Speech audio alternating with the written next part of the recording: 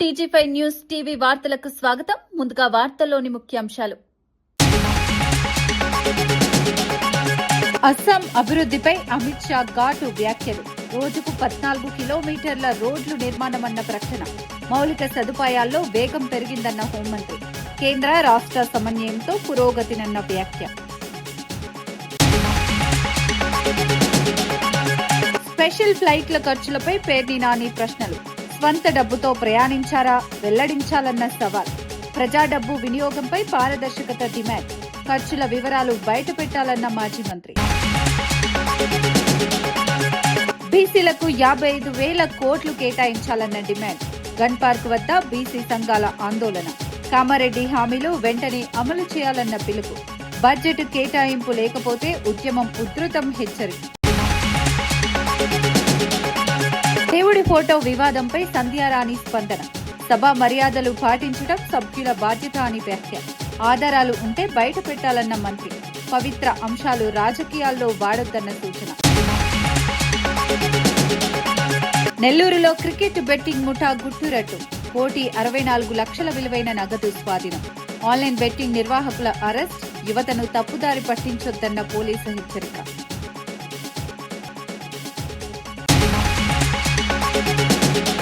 తిరుమల లడ్డూ వివాదంపై ప్రభుత్వం 1 man commission నియమించడాన్ని YCP నేత భూమన కరుణాకర్ రెడ్డి తీవ్రంగా ఖండించారు. సుప్రీంకోర్టు పర్యవేక్షణలో ఇప్పటికే సీబీఐ, సిట్ విచారణలు జరుగుతున్న సందర్భంలో మళ్లీ కొత్తగా కమిషన్ వేయడం కోర్టు వ్యవస్థను అవమానించడం అని ఆయన అన్నారు. ఇది పూర్తిగా రాజకీయ కుట్రలో భాగమని, తమపై దుష్ప్రచారం చేయడానికే ఈ చర్యలు తీసుకుంటున్నారని ఆరోపించారు.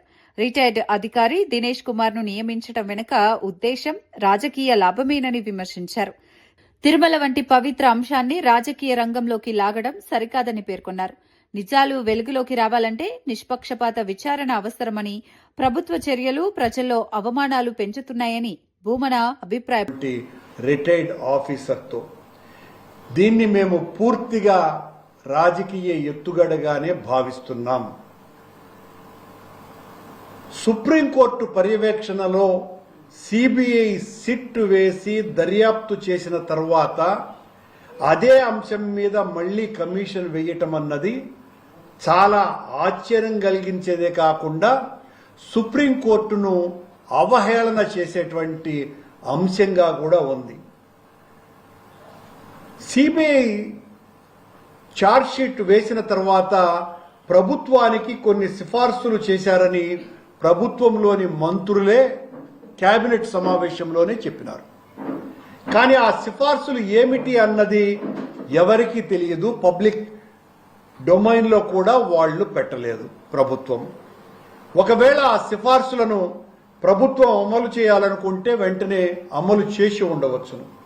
కానీ అలా చేయకుండా మళ్లీ ఒక కమిషన్ను ఏర్పాటు చేయటం అంటే పని కట్టుకొని తన పచ్చ మీడియా ద్వారా దోషులుగా, నిందితులుగా, నేరస్తులుగా రోజు చంద్రబాబు గారిని మోసేటువంటి పత్రికలలో, ఛానళ్లలో మా మీద వ్యతిరేక కథనాలు నడిపించటం కోసమనే ఈ రాజకీయ కుట్ర మరింత కొనసాగించటానికి, సాగదీయటానికే ఈ 1 మ్యాన్ కమిషన్ వేసి ఒక రాజకీయ డ్రామా ఆడటానికి చంద్రబాబు గారు చేస్తున్నటువంటి మరొక కొత్త నాటకం ఈ 1 మ్యాన్ కమిషన్.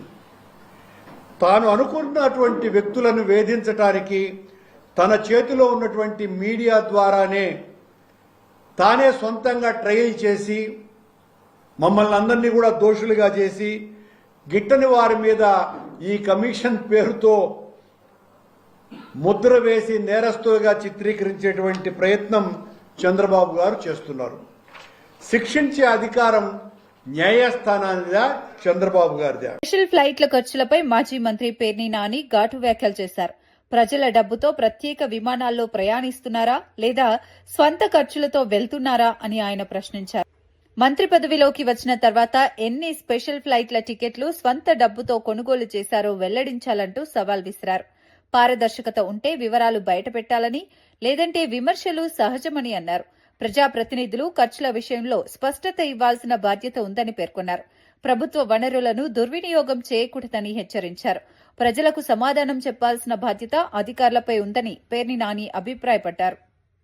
కదా ఆ టికెట్ ఏ అకౌంట్ లోంచి దుడ్డు పంపిస్తారు?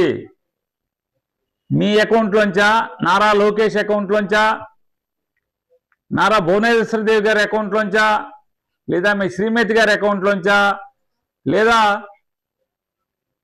మీ రాయలసీమ భాషలో చిత్తూరు భాషలో చెప్పాలంటే మీ అబ్బా చంద్రబాబు నాయుడు గారి అకౌంట్ లోంచా దుడ్డు ఎక్కడి నుంచి వెళ్ళింది? మీరు ఈ రాష్ట్రానికి ముఖ్యమైన మంత్రిగా ప్రమాణ స్వీకారం చేసిన దగ్గర నుంచి ఈ రోజు దాకా మీరు ఎన్ని స్పెషల్ ఫ్లైట్లు మీ దుడ్డుతో కొన్నారు? ఆ దుడ్డు వివరాలు, ఏ అకౌంట్ నుంచి ఆ స్పెషల్ ఫ్లైట్ కంపెనీకి దుడ్డు వెళ్ళింది? మీ బోర్డింగ్ పాసులు కూడా, మొత్తం మీ బోర్డింగ్ పాసులు కూడా ట్వీట్ చేసే దమ్ముంటే, అంత సినిమా మీకుంటే బిన్నే చెయ్యి స్వామి, బిన్నే చెయ్యి. కాంగ్రెస్ పాలనలో అస్సాంలో అభివృద్ది జరగలేదని కేంద్ర హోంమంత్రి అమిత్ షా విమర్శించారు. ప్రస్తుతం బీజేపీ పాలనలో రోజుకు 14 కిలోమీటర్ల రోడ్లు నిర్మిస్తున్నామని పేర్కొన్నారు. మౌలిక సదుపాయాల అభివృద్ది, భద్రతా పరిస్థితుల మెరుగుదలతో రాష్ట్రం పురోగతి దిశగా సాగుతోందన్నారు. గత ప్రభుత్వాల నిర్లక్ష్యాన్ని సరిదిద్దుతున్నామని తెలిపారు. అభివృద్ది కార్యక్రమాలు గ్రామీణ ప్రాంతాలకు చేరుతున్నాయని, పెట్టుబడులు పెరుగుతున్నాయని చెప్పారు. కేంద్ర, రాష్ట్ర ప్రభుత్వాల సమన్వయంతో అస్సాం రూపు మారుతోందని అమిత్ షా పేర్కొన్నారు.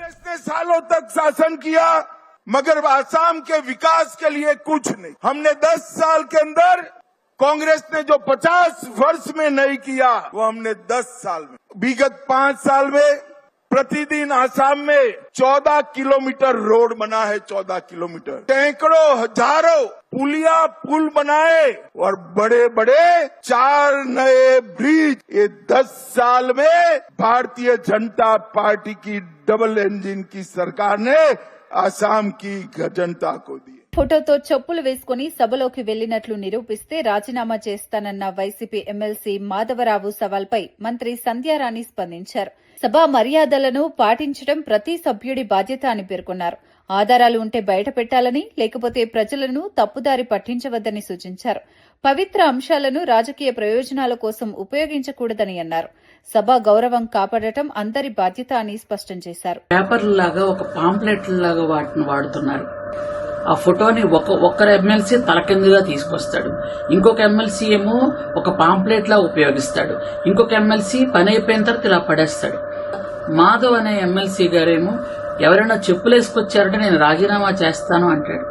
మీకు 11 సీట్లు ఇచ్చినా ఇంకా మీకు పద్ధతి మారలేదు. మీరందరూ కూడా ప్రతి నెల వెళ్ళిపోతారే వెంకటేశ్వర స్వామి గుడికి, ప్రతి నెల లెటర్లు మీకు 30 కావాలి 40 కావాలని అడుగుతారే, వెంకటేశ్వర స్వామి దర్శనాలకు వెళ్ళాలి ఇవ్వాలి అని. ఇదేనా వెంకటేశ్వర స్వామికి ఇస్తున్నటువంటి గౌరవ మర్యాద? వెంకటేశ్వర స్వామి మీద మీకు ఇదేనా భక్తి ఉంది? అసలు మీకు వెంకటేశ్వర స్వామి మీద భక్తే లేదు, మీ నాయకుడికి లేదు అన్న సంగతి క్లియర్ గా అర్థమైపోయింది. మీరు ఖచ్చితంగా 5 కోట్ల మంది ప్రజలకి క్షమాపణ చెప్పే తీరాలి. ఇచ్చిన హామీల ప్రకారం వార్షిక బడ్జెట్లో 55,000 కోట్ల రూపాయలు కేటాయించాలని బీసీ ఐకాసా చైర్మన్ జాజుల శ్రీనివాస్ గౌడ్ డిమాండ్ చేశారు. గన్ పార్క్ వద్ద బీసీ సంఘాల నేతలతో కలిసి ఆందోళన చేపట్టారు. విద్య, ఉపాధి, ఉద్యోగాల్లో బీసీలకు 42% రిజర్వేషన్లు అమలు చేయాలని కోరారు. కామారెడ్డి డిక్లరేషన్లో ఇచ్చిన హామీలను వెంటనే నెరవేర్చాలని హెచ్చరించారు. బడ్జెట్లో స్పష్టమైన కేటాయింపులు లేకపోతే ఉద్యమాలు మరింత ఉధృతం చేస్తామని తెలిపారు. బీసీలకు న్యాయం చేయడం ప్రభుత్వ బాధ్యత అని అన్నారు.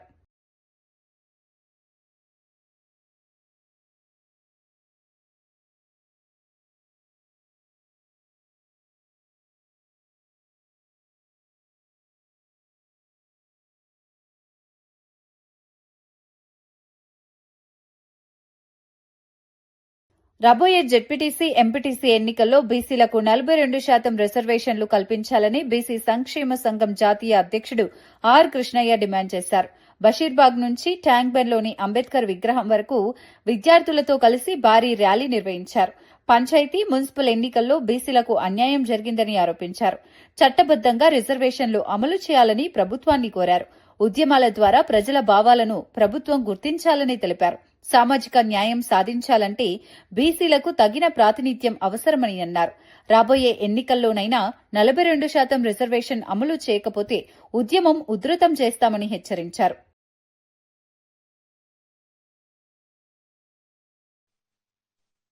ఎంపీటీసీ జడ్పీటీసీలలో బీసీలకు 42% రిజర్వేషన్లు ఇవ్వాలని డిమాండ్ చేస్తూ వేలాది మందితోటి ఈరోజు హైదరాబాద్లో బషీర్బాగ్ నుంచి అంబేద్కర్ వరకు విగ్రహం వరకు పెద్ద ర్యాలీ జరపడం జరిగింది. ముఖ్యమంత్రి చర్చలు జరిపి బీసీలకు 42% మీద ఇవ్వడానికి ముందుకు లాక్కోవడం చాలా అన్యాయం, శోచనీయం. పిసిసి అధ్యక్షుడు మహేష్ గౌడ్ ఉన్నారు, మీరున్నారు, ఇచ్చారు, ఓకే.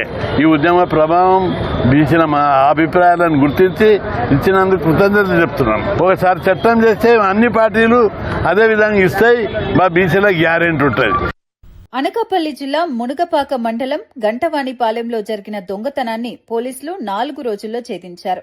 శివరాత్రి సందర్భంగా ఇంటికి తాళం వేసి వెళ్లిన కరణం ఉమాపతి ఇంట్లోకి చొరబడి 16.5 తులాల బంగారం దోచుకెళ్లిన నిందితుడు కోన రాజేష్ ను అరెస్ట్ చేశారు. దోచుకున్న బంగారం విలువ సుమారు 30 లక్షలు అని పోలీసులు తెలిపారు.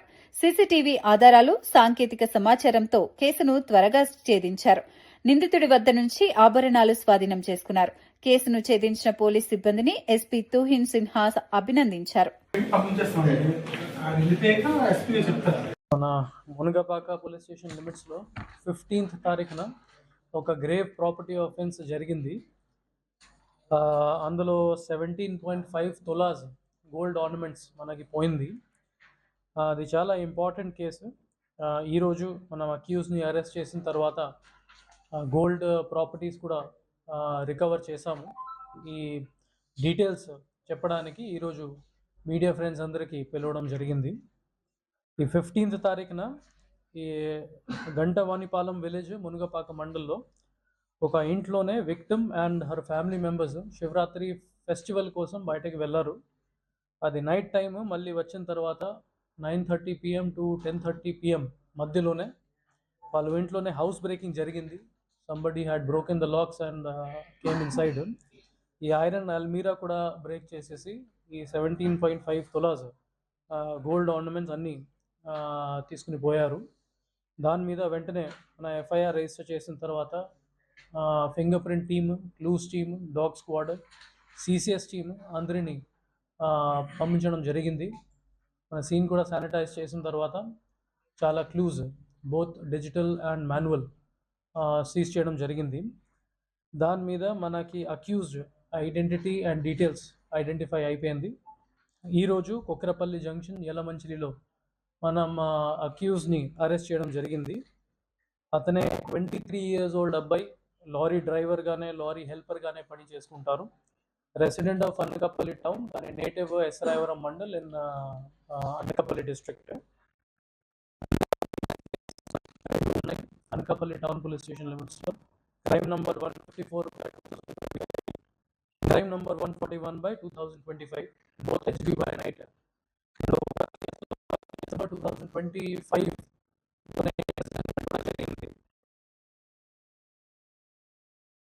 వచ్చారు. అతని మీద మనం ఫర్దర్ ఇన్వెస్టిగేషన్, ఇంటరోగేషన్ కూడా చేసుకుంటున్నాము. ఒక షీట్ కూడా ఓపెన్ చేసి ఫర్దర్ ఇంటరోగేషన్ కూడా కంటిన్యూ చేసుకుంటున్నాము. వేరే డిస్ట్రిక్ట్స్లో, వేరే పోలీస్ స్టేషన్ లిమిట్స్లో ఎక్కడైనా అతని ఆఫెన్సెస్ చేసుకున్నాడు, దాని మీద కూడా మనం ఎంక్వైరీ చేసుకుంటున్నాము. ఇందులో 17.5 తులాస్ గోల్డ్ నుంచి 16.5 tolas gold, total value 30,39,000 amount worth of property సేఫ్గానే రికవర్ చేయడం జరిగింది. After complying with court procedures అది విక్టిమ్కి మనం హ్యాండ్ ఓవర్ చేసుకుంటున్నాము. ఈ మంచి పని కోసం, మంచి డిటెక్షన్ కోసం I would like to congratulate and compliment SGP Parawada Vishnu గారు, CI Yalamanchili Dhananjay and SI Munugapaka Prasad, along with CCS team and CI CCS Appal Naidu and his team for doing a fantastic job. మన overall figures చూసుకుంటే ఇది property crimes, property అఫెన్సెస్లోనే 2026లో grave cases 2 report అయింది ఇప్పుడు వరకు, 2 detect కూడా అయిపోయింది. 2 కేసెస్లో 100% రికవరీ జరిగింది. అట్ ద సేమ్ టైమ్ 2025లో నాన్ గ్రేవ్ కేసెస్ అన్ని వెరిఫై చేసుకుంటే, 2025లో గ్రేవ్ కేసెస్ అది కూడా 83.3% డిటెక్షన్ మనం చేసాము. అండ్ పర్సంటేజ్ ఆఫ్ రికవరీ కూడా మనకి 77% రికవరీ అయింది. If you compare 2024 and 2025 data, మనకి బాగా improvement due to good efforts made by police officers and technological interventions. మనకి రికవరీ పర్సంటేజ్, డిటెక్షన్ పర్సంటేజ్లోనే కూడా ఇంప్రూవ్మెంట్ అయింది. 2024లో మనకి డిటెక్షన్ పర్సంటేజ్ 46% అని 2025లో 59% డిటెక్షన్ రేట్ జరిగింది. At the same time recovery 60% 2024లో ఉండేది. 2025లో we improved it to 63% overall in Anakapalli district. So these are the facts of the case. Thank you. కడపలోని భారతీ సిమెంట్స్ ఫ్యాక్టరీ వద్ద ఉద్రిక్త పరిస్థితులు నెలకొన్నాయి. భూములు కోల్పోయిన కుటుంబాలు తమకు హామీ ఇచ్చిన ఉద్యోగాలు, సౌకర్యాలు అమలు చేయలేదని ఆరోపిస్తూ ఫ్యాక్టరీ గేటు ముందు ఆందోళన చేపట్టాయి. ఉద్యోగాలు ఇచ్చినా జీతాలు సరిపోవడం లేదని కార్మికులు ఆవేదన వ్యక్తం చేశారు. పెద్ద సంఖ్యలో గ్రామస్తులు చేరడంతో పరిస్థితి ఉద్రిక్తంగా మారింది. ఎలాంటి అవాంఛనీయ ఘటనలు జరగకుండా పోలీసులు భారీ బందోబస్తు ఏర్పాటు చేశారు. సమస్యలు పరిష్కరించే వరకు ఆందోళన కొనసాగిస్తామని బాధితులు హెచ్చరించారు.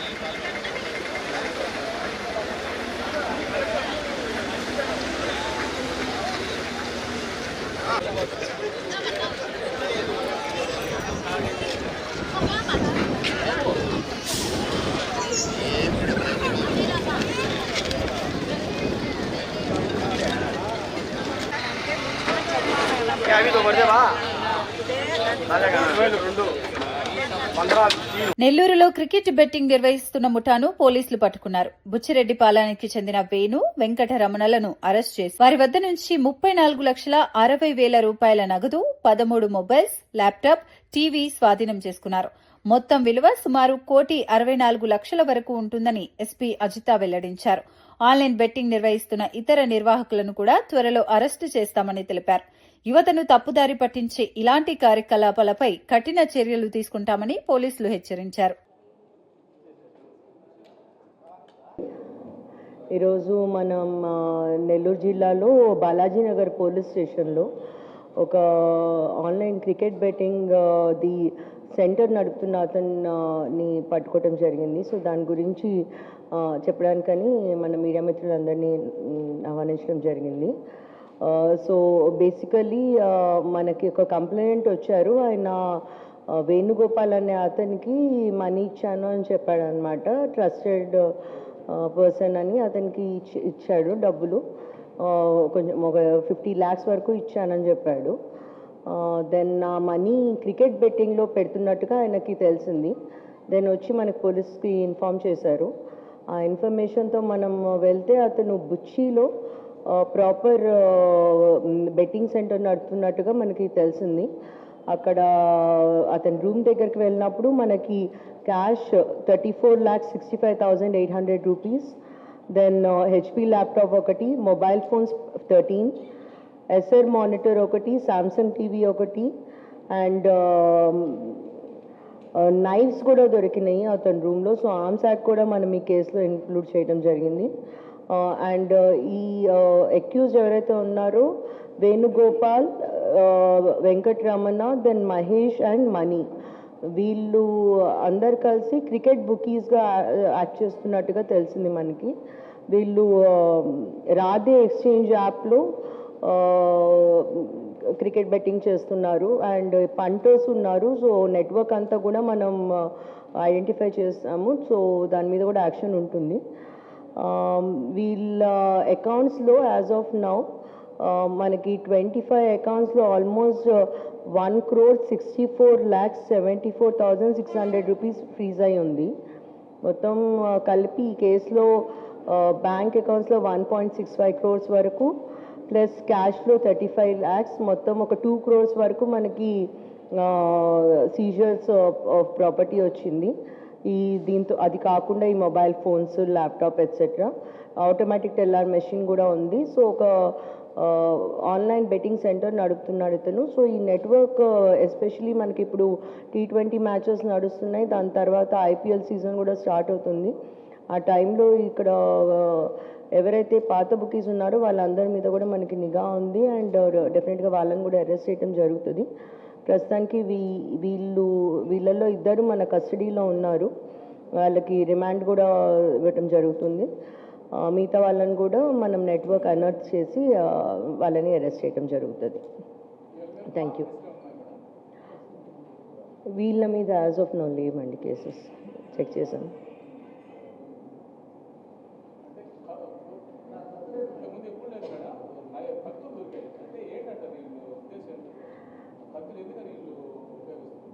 సో మనం కూడా ఇన్వెస్టిగేట్ చేస్తున్నామండి. వాళ్ళు చెప్పటం బాగున్నాయని తీసుకున్నాం అది చెప్తున్నాడు, కానీ ప్రొటెక్షన్ కోసం, ఎందుకంటే they are dealing with high money, cash కూడా బాగా లభ్యమైంది. సో అందుకని ప్రొటెక్షన్ కోసం ఇట్లాంటివన్నీ మెయింటైన్ చేస్తున్నట్టుగా తెలిసింది. బట్ మనం ఇంకా ఫర్దర్ ఇన్వెస్టిగేషన్ కూడా చేస్తున్నాము. సో అందుకని కేసులో ఆర్మ్స్ యాక్ట్ ఒకటి, then 66G IT act, AP gaming act, IPC sections కాకుండా ఇవన్నీ కూడా పెట్టాము. సో స్ట్రాంగ్ సెక్షన్స్ పెట్టి వీళ్ళకి రిమాండ్ వచ్చేట్టుగా పెడుతున్నాము. ఓకే అండి, థ్యాంక్ యూ. ఏంటి మనం ఇన్వెస్టిగేట్ చేస్తున్నాం. ఉంటారు ఇందులోనే చాలామంది పంటర్స్ దొరుకుతారు. సో ఎవరికైతే వీళ్ళు అకౌంట్స్ అన్నీ అమ్మి, ఈ ఫోన్స్ ఉన్నాయి, అకౌంట్స్ అన్నీ అమ్మేసి వాళ్ళకి కమిషన్స్ వస్తాయి వీళ్ళకి, అందుకనే ఇంత క్యాష్ దొరికింది వీళ్ళ దగ్గర. సో మనం అనౌన్స్ చేస్తున్నాము మొత్తం పూర్తిగా కూడా. మేడం, మన ASP మేడం ఆధ్వర్యంలో additional SP madam and SCI Balaji Nagar మొత్తం టీమ్ మెంబర్స్ అందరికి కూడా అప్రిసియేషన్, మంచిగా ఫాలో అప్ చేసి వీళ్ళు సాల్వ్ చేశారు. So SI Vijay Srinivas, then HC Sudhakar, Ramesh, Jayaramaiah, Sivakumar, then constables Hari, Parthasarathi, Sai Kishore and Lazar, వీళ్ళంతా బాలాజీ నగర్ టీమ్ మంచి వర్క్ చేసి ఇది online cricket betting centre announce చేశారు. సో మెయిన్గా పబ్లిక్ మనం చెప్పుకోవటం ఏంటంటే, ఇది ఫ్రాడ్యులెంట్ స్కీమ్స్ ఏవైతే హై రిటర్న్స్ వస్తాయి అంటున్నారో అట్లాంటివి ఈజీగా నమ్మొద్దు. మీ డబ్బులు అట్లాంటి వాటిల్లో పెట్టకుండా ఉండటం మంచిది. దెన్ ఈ క్రికెట్ బెట్టింగ్ కానీ ఇన్వాల్వ్ అవ్వటము, ప్లేయింగ్ అండ్ ఆర్గనైజింగ్ రెండు క్రైమ్ మన ఇండియా. సో డెఫినెట్గా బెట్టింగ్ వాటి జోలికి వెళ్లకుండా ఉండాలి, డబ్బులు పెట్టి ఆడొద్దు. గ్యాంబ్లింగ్ మూలంగా చాలా ఫ్యామిలీస్ డిస్ట్రాయ్ అవుతున్నాయి. సో బెటర్ అట్లాంటి దానికి దూరంగా ఉండటము. మన దగ్గర సెక్షన్స్ కూడా చాలా స్ట్రింజెంట్ సెక్షన్స్, కఠిన చర్యలు తీసుకోవటం జరుగుతుంది. Then online investment frauds, betting activities through social media and websites, వీటన్నిటి మీద మనం నిఘా ఉంచుతున్నాము. ఇందులో కూడా టెలిగ్రామ్లో అకౌంట్స్ షేర్ చేస్తున్నారు, లాగిన్ ఐడీస్, పాస్వర్డ్స్ అని తెలిసింది. అవి కాకుండా స్నాప్చాట్ అండ్ ఇన్స్టా ఇవన్నీ మీన్స్ వాడుతున్నారని తెలిసింది. సో వీటన్నిటి మీద కూడా మన నిఘా ఉంటుంది. సో ఎస్పెషలీ యూత్ ఇట్లాంటి వాటి లోపలికి వెళ్ళకుండా ఉండటం మంచిది. ఈ పర్టికులర్ కేసులో రాధే ఎక్స్చేంజ్ యాప్ అనేది R777.US, ఇందులో వీళ్ళు చేస్తున్నట్టుగా ఆన్లైన్ బెట్టింగ్ మనకు తెలిసింది. ప్రజలకి ఆన్లైన్ బెట్టింగ్ గురించి కానీ, క్రికెట్ బెట్టింగ్ గురించి, గ్యాంబ్లింగ్ గురించి ఎటువంటి ఇన్ఫర్మేషన్ ఉన్నా మాకు డెఫినెట్గా తెలియజేయాలని కోరుతున్నాము. మీకు మన SP నంబర్ తెలుసు, డయల్ 112 ఉంది, డయల్ 100 ఉంది, మన నియరెస్ట్ పోలీస్ స్టేషన్లో ఇన్ఫర్మేషన్ ఇవ్వచ్చు. అండ్ ఇంపార్టెంట్లీ మేమందరం ఎప్పుడు అందుబాటులో ఉన్నాము. సో మీకు ఎటువంటి ఇన్ఫర్మేషన్ ఉన్నా ప్లీజ్ మాకు షేర్ చేయాలని విజ్ఞప్తి. Thank you. మహేష్ అని ఉన్నాడండి, అతను తీసుకురావాలి. మహేష్ వేణు వీళ్ళిద్దరు బ్రదర్స్. వేణు మన దగ్గర ఉన్నాడు, మహేష్ని తీసుకురావాలి. డాక్టర్ బిఆర్ అంబేద్కర్ కోనసీమ జిల్లా పోలీసుల ఆధ్వర్యంలో రామచంద్రాపురంలో సోషల్ మీడియా అవగాహన సదస్సు నిర్వహించారు. డీఎస్పీ రఘువీర్ మాట్లాడుతూ సున్నితమైన అంశాలను నిర్ధారణ లేకుండా షేర్ చేయవద్దని సూచించారు. కుల, మత, వర్గ సంబంధ విషయాలను పంచుకునేటప్పుడు జాగ్రత్తగా ఉండాలని హెచ్చరించారు. గ్రూప్ అడ్మిన్లు బాధ్యతగా వ్యవహరించాలని చెప్పారు. సోషల్ మీడియా వల్ల ప్రయోజనం ఉన్నప్పటికీ అపోహలు వ్యాప్తి చెందితే సమాజంలో అశాంతి ఏర్పడుతుందని వివరించారు. నిజమైన సమాచారం మాత్రమే పంచుకోవాలని సూచించారు. యువతల వర్గాలకు కానీ, వేరే వర్గాలకు కానీ, వేరే మతంకి చెందిన వాళ్ళకి కానీ, వేరే కులానికి చెందిన వాళ్ళకి కానీ, లేదంటే వేరే ప్రాంతానికి చెందిన వాళ్ళకి కానీ వాళ్ళ సెంటిమెంట్స్ హర్ట్ అవ్వకుండా ఎలా రాయాలి, న్యూస్ జరిగినట్టు ట్రూత్ ఏంటనేది తెలుసుకునేంత వరకు రాయకూడదు అని తెలుసుకొని ఎలా తెలుసుకోవాలి, తెలుసుకున్న దాన్ని ఎలా ప్రొజెక్ట్ చేయాలి, ఇదంతా కొంచెం తెలుసుంటారు కాబట్టి కొంచెం ఇబ్బందులు వచ్చేవి కాదు. కాకపోతే ఇప్పుడు ఏంటంటే సోషల్ మీడియా వచ్చింది అంటే సామాజికంగా అందరి చేతుల్లోకి వాళ్ళ న్యూస్ని ప్రొజెక్ట్ చేసే అధికారం వచ్చింది, ఆ హక్కు వచ్చింది. కాబట్టి ఎవరికి వాళ్ళతో వచ్చినట్టు వాళ్ళు ఏం జరిగిందో ఆ సిచ్యుయేషన్ని వాళ్ళకి వాళ్ళు అనలైజ్ చేసి వాళ్ళు షేర్ చేసేయచ్చు. వాట్సాప్ గ్రూపుల్లో, లేదంటే ఇన్స్టాగ్రామ్ పోస్ట్లో, ఫేస్బుక్ పోస్ట్లో షేర్ చేసేయచ్చు. దానివల్ల మనకి తెలియకనే అవతల వాళ్ళ మనోభావాలు దెబ్బతినడం కానీ, లేదంటే అవతల వాళ్ళని రెచ్చగొట్టినట్టు ఇట్లా అవుతుంది. ఇంతకుముందు నాకు ఏదైనా అనిపిస్తే, సపోజ్ మా సిఐ గారు నాకు ఫ్రెండ్ అయితే, నాకు ఏదైనా అనిపించినప్పుడు, ఏదైనా బాధ కలిగినప్పుడు, ఏదైనా ఒక ఇన్సిడెంట్ మీద నా ఫీలింగ్స్ని ఆయనతో డైరెక్ట్గా షేర్ చేసుకునేవాడిని. ఈ ఫోన్లు ఇవి ఉండక ముందు. కానీ ఇప్పుడు ఫోన్ వచ్చేసింది కాబట్టి ఆ ఫీలింగ్స్ షేర్ చేసుకోవడానికి డైరెక్ట్గా ఫ్రెండ్స్ తక్కువ అయిపోయారు. నాకు ఏ ఫీలింగ్ వచ్చినా కూడా, ఏదైనా ఒక ఇన్సిడెంట్ మీద ఉక్రోషం వచ్చినా, ఏదైనా ఒక ఇన్సిడెంట్ మీద బాధ వచ్చినా, లేదంటే ఒక ఇన్సిడెంట్ మీద నాకు జాలి కలిగిన డైరెక్ట్గా వాట్సాప్ గ్రూపుల్లో షేర్ చేయడం అలవాటు అయిపోయింది. ఇప్పుడు గ్రూపుల్లో పెట్టేగానే అది మనకు తెలియదు ఏంటంటే, ఇంతకుముందు 1-to-1 ఉండేది కాంటాక్ట్. నాకేమనిపించిందో ఆయనకు చెప్పేవాడిని. ఆయన నా మనసు ఎరుగుంటాడు కాబట్టి నేను ఏ ఉద్దేశంతో ఏ సందర్భంలో అలా అన్నానో ఆయన అర్థం చేసుకోగలడు. కానీ వాట్సాప్ గ్రూప్లో 100 మంది 1000 మంది ఉంటారు. ప్రతి ఒక్కరికి మనం తెలియదు మనం ఏ ఉద్దేశంతో అన్నామో, ఏ సందర్భంలో అన్నామో అవతల వాళ్ళు. కడుపల్ సర్కిల్ మేడిపల్లి మండల ప్రింట్ మీడియా ప్రెస్ క్లబ్ ఆధ్వర్యంలో 2026 డైరీ ఆవిష్కరణ కార్యక్రమం ఘనంగా జరిగింది. ముఖ్య అతిథిగా ఎంపీ ఈటెల రాజేందర్ హాజరై డైరీ విడుదల చేశారు. స్థానిక సమస్యల పరిష్కారంలో జర్నలిస్టుల పాత్ర కీలకమని ఆయన అన్నారు. ప్రభుత్వాలు ప్రజల మధ్య వారధిగా మీడియా పనిచేస్తుందని పేర్కొన్నారు. ప్రజా సమస్యలపై మరింత చురుకుగా స్పందించాలని సూచించారు. కార్యక్రమంలో ప్రెస్ క్లబ్ ప్రతినిధులు, సభ్యులు పాల్గొన్నారు.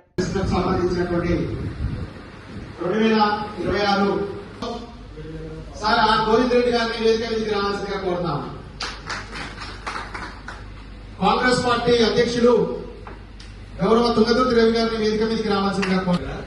మేము ఎవ్రీ ఇయర్ గత 5 సంవత్సరాల నుంచి మేము డైరీ ఆవిష్కరణ చేయడం జరుగుతుంది.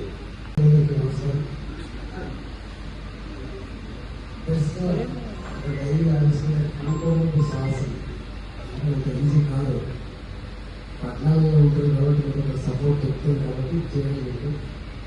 ఈ సాంప్రదాయాన్ని గొప్పగా కొనసాగించాలని చెప్పి నన్ను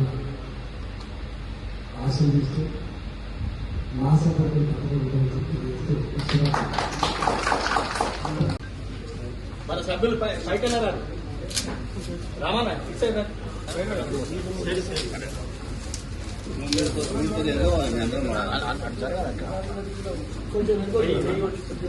మీరే అనుకోవాలి అన్న, మీరు ఎందుకు రండి.